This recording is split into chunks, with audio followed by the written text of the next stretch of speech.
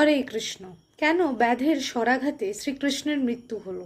ভগবান তার ভক্তের প্রতিশ্রুতি, ভক্তের মর্যাদা রক্ষা করবার উদ্দেশ্যে বিচিত্র লীলাবিলাস করে থাকেন। বহু জন্ম কঠোর তপস্যা করে ভগবানকে পুত্ররূপে লাভ করার বাসনা পূরণ করতে শ্রীকৃষ্ণ দেবকীর গর্ভে জন্মলীলা প্রকাশ করলেন। শাম্ব ইত্যাদি কৃষ্ণের বংশধরদের মুনি ঋষিগণ একবার অভিশাপ দিয়েছিলেন, লোহার দ্বারা যদুবংশ ধ্বংস হবে। সেই অভিশাপ সত্য করার জন্য কৃষ্ণ যেহেতু মহাত্মা, যদুর বংশে আবির্ভূত হয়েছিলেন, তাই তিনিও সেই লৌহ অংশ দ্বারা নির্মিত বাণের আঘাতে মৃত্যু স্বীকার করেছিলেন। আর ব্যাধটি ছিল পূর্বকালে বালিপুত্র অঙ্গদ। রামের বাণের আঘাতে বালি বধ হলেও অঙ্গদ রামের ভক্ত হয়েছিলেন, কিন্তু রামচন্দ্র বলেছিলেন পরবর্তীতে অঙ্গদের বাণের আঘাতে তিনি মৃত্যুবরণ করবেন। কৃষ্ণলীলায় তাই ব্যাধের বাণের আঘাতে কৃষ্ণ